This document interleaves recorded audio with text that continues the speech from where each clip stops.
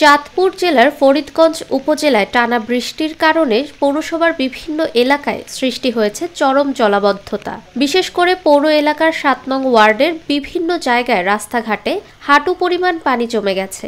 এতে করে পানিবন্দী হয়ে পড়েছে একাধিক পরিবার। দীর্ঘদিন ধরে এই ওয়ার্ডের রাস্তা ও পানি নিষ্কাশন ব্যবস্থার উন্নয়ন হয়নি। বর্ষা মৌসুম এলেই এই এলাকায় বিভিন্ন রাস্তায় পানি জমে যায়, কিন্তু সমস্যার স্থায়ী সমাধানে কোনো উদ্যোগ দেখা যায় না, অভিযোগ এলাকাবাসীর। এখানে নামাজে যাওয়া যায় না, নামাজে যাইতে সমস্যা, অনেকে ঘর থেকে বেরোতে পারে না, অনেক মুশকিল, অনেক সমস্যা।